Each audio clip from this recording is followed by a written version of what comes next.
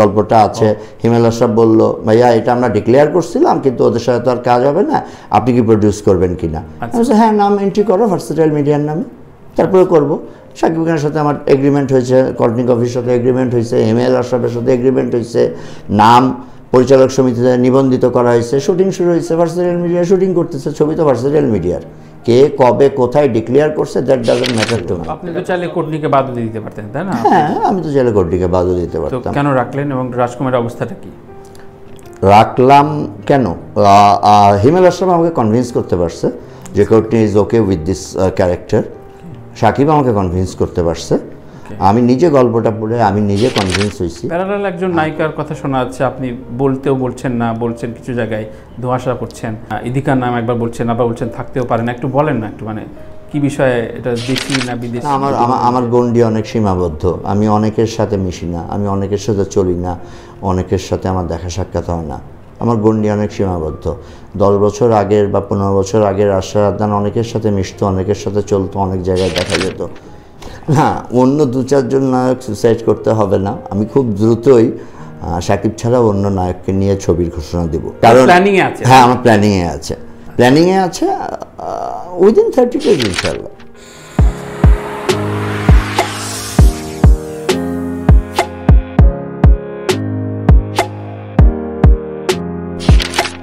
দেখছেন তানভীর তারেক শো। আমরা কথা বলছি, কথা শুনছি চলচ্চিত্র প্রযোজক আশরাফ আদনান ভাইয়ের সাথে, এবং আমার সাথে সহ উপস্থাপক হিসেবে রয়েছেন আমার প্রিয় ছোট ভাই, কলিগ, দৈনিক যুগান্তরের বিনোদন সম্পাদক এফআই দীপু। কিছু কিছু প্রতিষ্ঠিত চ্যানেলে টক শো বা বিভিন্ন আলোচনায় হয়তো তার পোর্টফোলিও নেই সেই গেস্টের, সেটা নারী গেস্ট, খুবই কম সময়ের ক্যারিয়ার, প্রশ্ন করা হচ্ছে শাকিব খানকে নিয়ে, এবং শাকিব খানকে প্রচণ্ড হিউমিলেট করে সেই মেয়ে বা নারীই বলবো, নারী বলতে আমার একটু লজ্জায় পাচ্ছি, সেই মেয়েরা কথা বলে যাচ্ছে অন রেকর্ড, কিছু কিছু লাইভ প্রোগ্রাম যাচ্ছে তাই। এটা আমি জানি না অন্য কোনো দেশে সম্ভব কিনা।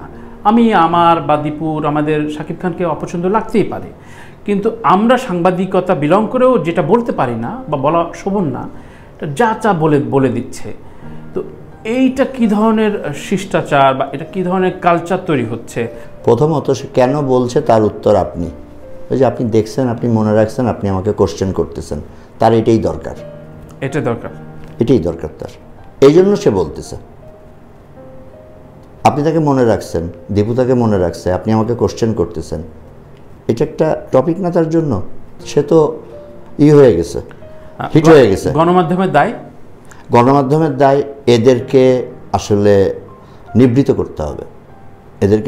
করতে হবে, এ ধরনের শিল্পীদেরকে নিবৃত করতে হবে। আর এদেরকে শিল্পী বলতেই আসলে আমার কষ্ট হচ্ছে। আমরা এদেরকে ভুলে যেতে চাই, আমরা এদেরকে নিয়ে আলাপ করতে চাই না। রাজকুমার নিয়ে অনেক বড় হাইপ তৈরি হয়েছে এবং অনেক কিছু নিয়ে আলোচনা হচ্ছে। রাজকুমারের প্রথম প্রোডাকশন এবং প্রডিউসার ইউনিটটা মেবি একটু চেঞ্জ ছিল, ইউএসের জিকো ভাই ছিলেন, রাইট, এবং সেটা থেকে সরে আসলো কেন, বা এরপরে আশরাফ আদনান বা ভার্সেটাইল মিডিয়া এককভাবে এলো কেন, এই বিষয়গুলো আমরা ঠিক ক্লিয়ার না এখনো।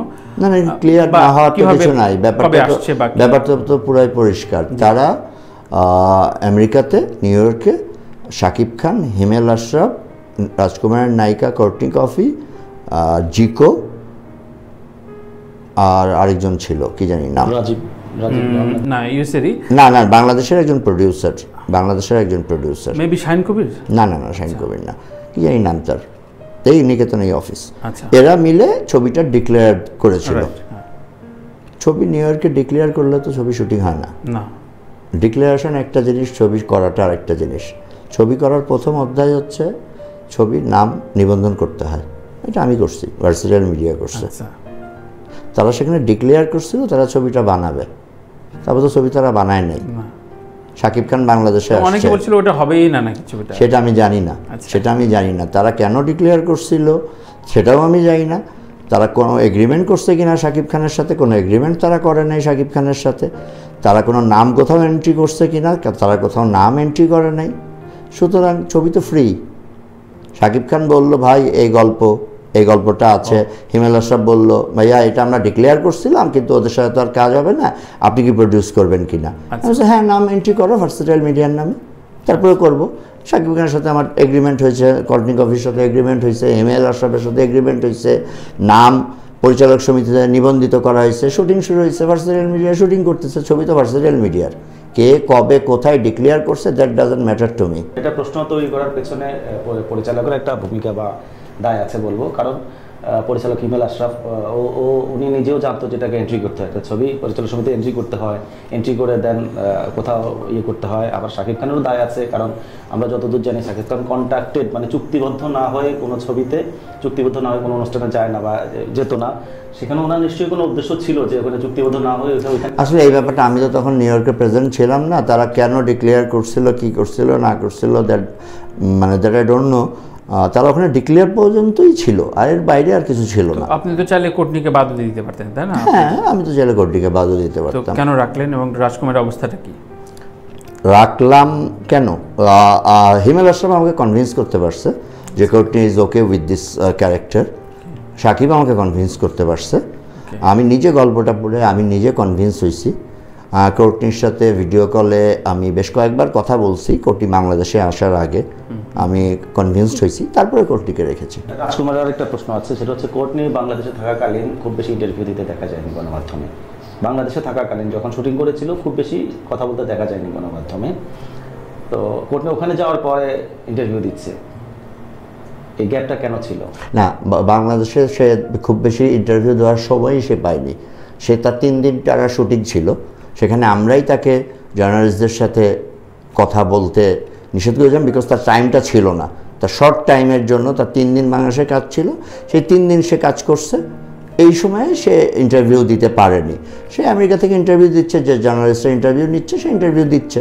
এখন আমাদের বাংলাদেশের পার্টের লটের কাজ শেষ হয়েছে, এখন আমাদের লট আমেরিকা যাবে, আমেরিকাতে কাজ করবে। যখন সে কাজ করবে তখন ইন্টারভিউ দিবে না, এখন সে ফ্রি আছে, ইন্টারভিউ দিচ্ছে। সাকিব তো গত 10 দিন কারোর সাথে কথা বলেনি, কারণ সে 10 দিন শুটিংয়ে ছিল। যখন শুটিংয়ে ছিল তখন আর কি ইন্টারভিউ আপনি কেমনে এক্সপেক্ট করেন? তো আশা ভাই সে শুটিংয়ে নাই, এখন ইন্টারভিউ দিচ্ছে। দীপু কোর্টনির সাথে আলাদা একটা এক্সক্লুসিভ ইন্টারভিউ করতে চায়, সে তো দীপুর ব্যাপার, সে ওই সাংবাদিক, সে কোর্টনির সাথে আলাপ করে, আমি তাকে কোর্টনির নাম্বার প্রোভাইড করতে পারবো, বাস এইটুকুই। এর বাইরে তো আমি আর কিছু পারবো না। আচ্ছা, না দেখেন আমি বেশি নায়িকার ব্যাপারে ইন্টারেস্টেড ভাই। আমি চাই যে আমরা অতিথি পরায়ণ, সুতরাং অবশ্যই নায়িকা হিসাবে না, দেশি বিদেশি নায়িকা হিসাবে না দেখে সে একজন সংস্কৃতি কর্মী, বাংলাদেশের সিনেমাতে কাজ করতেছে, এই দৃষ্টিভঙ্গিতে দীপু দেখলে মনে হয় আমি বেশি খুশি হব। রাজকুমার খুব বড় আঙ্গিকে, এই জন্যই কি বঙ্গভবনে এটার একটা প্রথম ঘোষণা এলো কিনা? না, বঙ্গভবনের প্রথম ঘোষণা ব্যাপারটা ওরকম আসলেই একদমই না, এরকম গল্প ছড়িয়েছে। আসলে এখানে ব্যাপারটা ডিসক্লোজ এখনই আসলে করলে কিন্তু মজাটা চলে যাবে। শুধু এইটুক বলি, একটু মজা দেই। আমার বাবার জন্মদিন ছিল, বঙ্গভবনে আমরা বাবার জন্মদিন উপলক্ষে একটি প্রোগ্রাম রেখেছিলাম। সেখানে তার আগের দিন 9 তারিখে 10ই জানুয়ারি আমার বাবার জন্মদিন ছিল। 9 তারিখে কোর্টনি এসছে বাংলাদেশে, 10 তারিখে বাবার জন্মদিন ছিল, 11 তারিখ থেকে আমাদের শুটিং শুরু হওয়ার কথা। তো বাবার জন্মদিন উপলক্ষে কোর্টনি, যেহেতু আমার সিনেমার নায়িকা, সাকিব নায়ক, দুজনকে ইনভাইট করছিলাম। সেখানে আমরা সেই সুযোগটা নিয়েছি বঙ্গভবনের ছবি তোলার। রাজকুমার বঙ্গভবন নামটা যায় এই জন্য, না এরকম কোনো সিকোয়েন্স থাকবে না। আচ্ছা, বঙ্গভবনের সিকোয়েন্স হয়তো প্রশ্নই আসে না। 14 দিন বাংলাদেশের কাজ ছিল, কাজ করে ফেলেছে।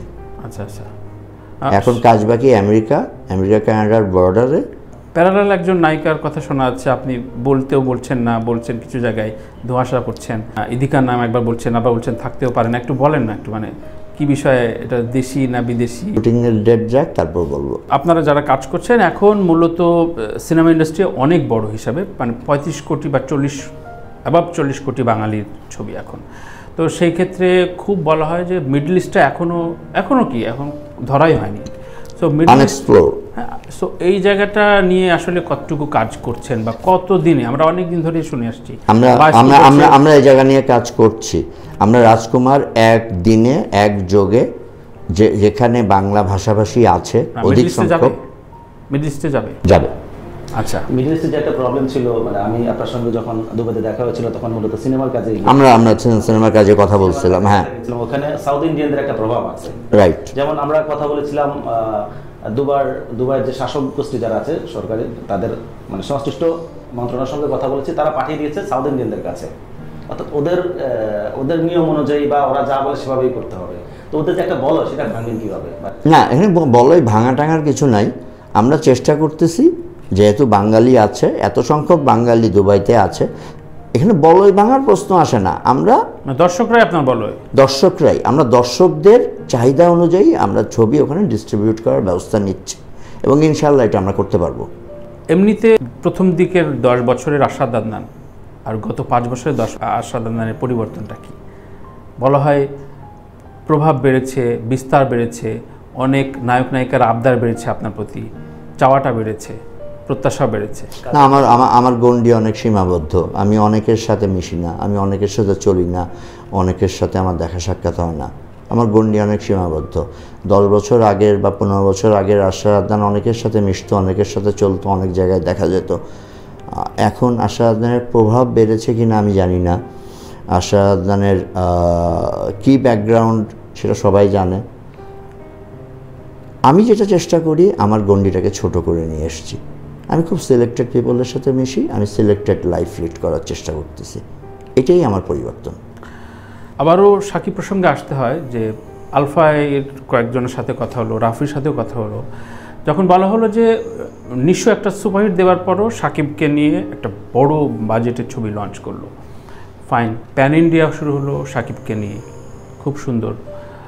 আশাদ আদনান বাংলাদেশের ওয়ান অফ দ্য এখন বেস্ট প্রযোজক, সফল প্রযোজক, সাকিবকে নিয়ে আগামী দেখতে পাচ্ছি 2-3টা ছবি করছেন। তো অন্য 2-4 জন হিরো যে এখনও সুইসাইড করতে যায় নাই, এর দায় আপনি নেবেন কী করে? না, অন্য 2-4 জন নায়ক সুইসাইড করতে হবে না। আমি খুব দ্রুতই সাকিব ছাড়া অন্য নায়ককে নিয়ে ছবির ঘোষণা দেব। থ্যাংক ইউ, এটা বিগ স্টেটমেন্ট। প্লিজ, মানে সেটা কবে নাগাদ শুনতে পাবো বা কী ধরনের? কবে নাগাদ বেঁধে দিলে তো মুশকিল। আচ্ছা, কারণ প্ল্যানিংয়ে আছে। হ্যাঁ, আমার প্ল্যানিংয়ে আছে উইদিন 30 days ইনশাআল্লাহ।